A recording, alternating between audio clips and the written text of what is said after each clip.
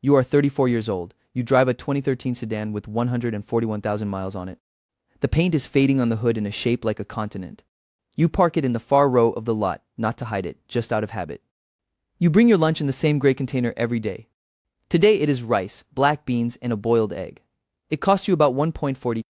Last week the office organized a trip to the lake. $40 a head for the cabin, plus gas, plus food, plus the pontoon rental split 7 ways. It came to $340 a person.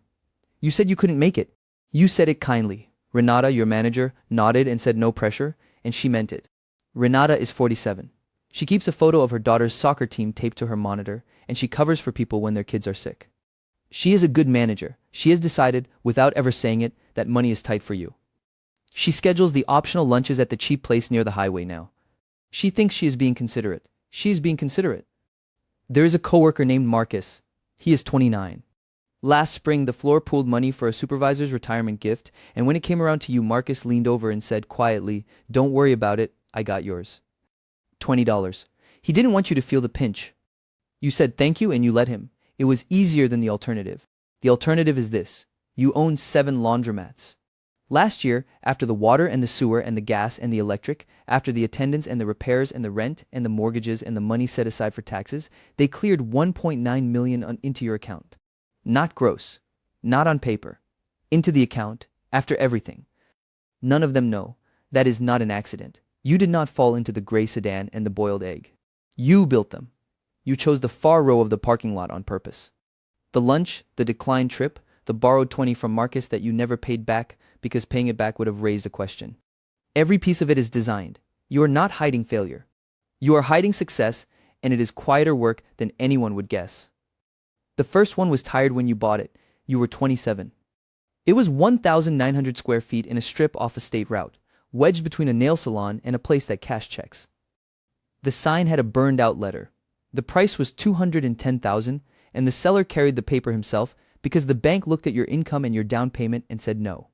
The seller was a man named Gil, 68, who had run the place for 19 years and wanted out before his knees gave. He financed it at 7% over 12 years, and he shook your hand in the parking lot and said the machines are honest. That's all I'll tell you. There were 18 washers and 22 dryers. The washers ran a range, a standard top load at 4.50 a turn, a large front load at 8.50, and 2 30-inch triple loaders at 13D each, because a triple loader eats a comforter and a week of a family's bedding in one cycle, and people will pay for that. The dryers took a quarter for every 6 minutes. Nobody dries for 6 minutes. They feed in $1, $1 and a quarter, sometimes $2, standing there watching the drum turn, and that is the part of the business nobody thinks about when they think about a laundromat. The dryers are close to pure margin. The gas to heat the air is real but small against the coins. The washers are where the truth lives, and the truth is water. A laundromat is a machine for selling water, hot water especially, and the bills come in 3 streams. There is the water itself. There is the sewer charge, which is metered off the water and is usually the larger of the two, because the city assumes everything you draw in goes back down the drain. And there is the gas to make the water hot, because cold wash people are rare and hot water is what the machine is really vending. That first store, the combined water and sewer ran around $2,700 a month. The gas ran $1,400 in the cold months and less in summer. The electric, lights and machine motors and the change machine and the 8-foot fluorescent tubes ran about $900. Then the attendant, Gil, ran it unattended and the place looked it. You put a person on the floor during the busy hours, 6 hours a day, and it changed the store. Fewer machines torn up. Fewer people leaving a load and walking off. More families who came back because someone had wiped the folding tables. The attendant cost you real money and returned more than it cost, which is the only kind of expense worth having. After the water, the sewer, the gas, the electric, the attendant, the insurance, and the loan payment to Gil, that first store cleared a little under $6,000 a month in your first full year. $70-some thousand. It does not sound like a machine that never stops. But it never stopped. It ran on Sundays and holidays and the day your grandmother died. It ran while you slept. Every quarter that dropped fell whether you were watching or not, and that is the whole idea, and you understood it the first month. So you did the unglamorous thing. You took every dollar of that cash flow, and you did not spend it. You lived in the same one bedroom. You drove a car that was already old. And you fed the store back into itself, and then you fed it into the next one. Store 2 came at 29, Store 3 at 31. Each one the same shape, tired, mispriced, run by someone who was done. You never overpaid for a pretty store. You bought neglect and you fixed it, because neglect is cheap and fixing it is just work. And the fixing was always the same short list.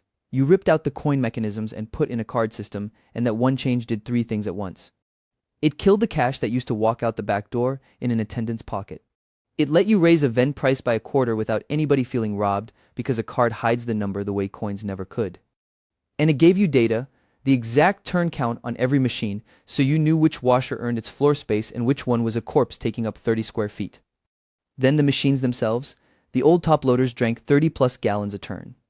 The high-efficiency front loaders, you replaced them with drink closer to half that and spin faster, which means shorter dryer time, which the customer pays for anyway.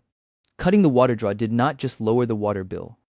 It lowered the sewer bill, which was the bigger number, and it lowered the gas, because less water means less water to heat. One equipment decision, 3 bills down. You paid $180,000 to remachine store 2 over 18 months, and the utility line dropped by almost $2,000 a month, and that is a return you cannot get in any market. You put cameras in all of them, not for theft so much as for the truth. When a customer swears a machine ate $8, the camera settles it, and settling it fairly is why they come back. You wrote the phone number for repairs on the wall in vinyl letters because a broken machine earns nothing, and a machine broken for a week earns nothing for a week. And you hired people and kept them. There is a woman named Dolores who has run store 3 for 6 years. She is 58, she raised 4 kids, and she runs that floor like a shift she is proud of. She knows the regulars by their loads, the man who does his restaurant's aprons on Tuesday nights, the mother with the triplets who needs 3 triple loaders at once. Dolores calls you when a machine sounds wrong before it breaks, and that call has saved you more than her wages ever cost. You pay her well and you pay her on time, and you have never once let her feel like she works for someone who is struggling. At the store, you are not the man in the gray sedan. At the store, you are the owner, and the owner takes care of his people. There are 7 now, roughly 430 machines across all of them, if you count every washer and every dryer, and you do count them on a spreadsheet, because a machine you have stopped counting is a machine that is stealing floor space. Gross revenue across the portfolio last year was close to $4.7 million. That is quarters and card swipes, and the wash-dry-fold service you added at 4 of the stores, where people drop a bag and pay by the pound and pick it up folded, which is the highest margin thing a laundromat can sell because it turns idle attendant hours into billable ones. Gross is not the number that matters. Gross is the number people brag about, and bragging is a tell. The number that matters is what is left, and what is left after the water and the sewer and the gas and the electric, after the staff, after the rent on the leased locations and the mortgages on the 2 you own the buildings for, after repairs and parts and the reserve for the machines that will die on their own schedule, after the money set aside for taxes, was $1.9 million. That is the take-home. That is the figure that lands in the account. The stores are not equal, and you have stopped wishing they were. The 2 strongest sit near apartment density, where half the units have no hookups, and each of those clears about $310,000 a year. The middle 3 run around $270,000. The weakest, Store 5, sits in a neighborhood that is slower than the demographics promised when you bought it, and it nets $180,000. And $180,000 is still a number most people would change their life for. So you keep it and you run it clean, and you do not apologize for it. The average across all 7 is about $270,000 a store. 7 times roughly $270,000 is the $1.9 million, and the arithmetic is that boring and that reliable. Now the office. In March, Renata called you into the small conference room, the one with the ceiling fan that wobbles on its lowest setting, and she told you the raise did not come through. She had asked for $3,000, the budget came back and it wasn't there. She looked genuinely sorry. She said she had fought for it. She had. You told her you understood, and you did, and you meant the grace you gave her, because none of it was her fault, and $3,000 is a real amount of money to almost everyone in that building. You did not tell her that $3,000 is roughly what store 2 clears in 4 days. You thanked her and you went back to your desk. Then there was the car. In the fall, your sedan died in the lot, the alternator, and it sat there 2 days waiting on a tow. Somebody, you never found out exactly who, started a small collection. An envelope went around. People put in 10s and 20s. Marcus handed it to you, $215 in cash, and said the office wanted to help, no strings. $215. You took it because handing it back would have been an insult to a kindness, and because taking it kept the shape of the thing you had built intact. You bought coffee for the floor the next week and called it even in your own head. You have $1.9 million a year, and you accepted a collection for your alternator, and both of those things are true, and the distance between them is the whole story. People ask when they finally learn a piece of it, why you don't just tell them. The answer is not shame. The answer is arithmetic of a different kind. Visibility has a cost, and the cost is paid in a currency you value more than money, which is quiet. The moment they know, the requests start. The brother-in-law with the app idea. The coworker who has always wanted to open a franchise and just needs a partner with capital. The cousin who is short this month and next month and the month after. The neighbor who thinks you should invest in his food truck. None of them are bad people, but every one of them would spend a piece of your attention, and attention is the thing the business actually runs on. A landlord who thinks you are broke renews your lease at a number he would never offer a man he thought was rich. A seller who thinks you are a small operator scraping by carries the paper himself. Being underestimated is not an indignity you suffer. It is a discount you collect at the office and at the negotiating table both. And the money is real because the tax posture is real, which is the part amateurs get wrong. You run the stores through an S-corp. You pay yourself a reasonable salary and take the rest as distribution, which is legal and correct and audited clean when you do it the way it is meant to be done. The buildings you own depreciate on a schedule, and a laundromat is full of equipment that depreciates fast, washers and dryers and water heaters and card systems, and depreciation is the government letting you count the aging of your machines against your income, which is not a loophole, it is the machines actually aging. You reserve for taxes quarterly, and you pay the estimates on time. There is a CPA named Howard who has done your returns for 6 years. He is 61, wears reading glasses on a cord, and once told you, over the only lunch the two of you have ever had, that the clients who get in trouble are never the ones who make the most, they are the ones who hide the most, and there is a difference, and you have never forgotten it. You do not hide from Howard, and you do not hide from the IRS. The $1.9 million is not a number before taxes that you are quietly hoping to shave. It is what remains after every dollar owed is accounted for and reserved. It is clean, it clears, and the only people it hides from are the ones on the floor at 8:04 in the morning, watching the coffee machine, wondering if you can cover your share of lunch. The coffee machine makes its noise at 8:04. It always does. A grinding sound, then a hiss, then silence, and the man who gets there first, an analyst named Prakash, who is 41 and has 3 kids and a commute of 50 minutes, is already at it with his mug. You nod. He nods. The ceiling fan turns on its lowest setting and wobbles the way it has wobbled for 2 years, and nobody has fixed it, and nobody will. You have 2 monitors on your desk. One of them is the company's. On it is a spreadsheet with the company's numbers, and you are good at your job, genuinely good, because being good at your job is part of the disguise and also because it is simply how you are with numbers. The other monitor is yours, a laptop you angle away from the aisle, and on it, minimized behind an email client, is a different spreadsheet. Store 4's mortgage amortization. The utility variance on Store 6, where the sewer bill jumped 9% last month and you need to know if it is a rate change or a leak. The wash-dry-fold pound count at Store 2, trending up for the 3rd straight week.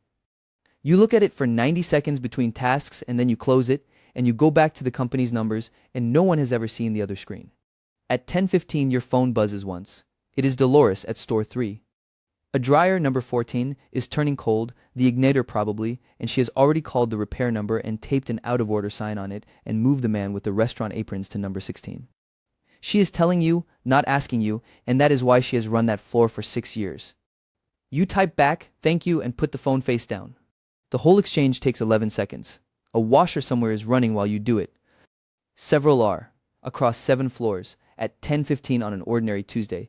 Some number of the 430 machines are turning, and you do not know the exact number, and you do not need to, because the not needing to is the point of having built it the way you built it. The workday is unremarkable, and you have come to think that its unremarkableness is a kind of luxury too. You attend a meeting about a reporting deadline. You eat the rice and the egg at your desk.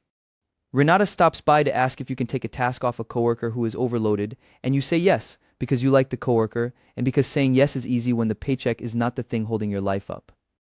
The paycheck, $3,140 twice a month, goes into the same account it always has. You do not need it.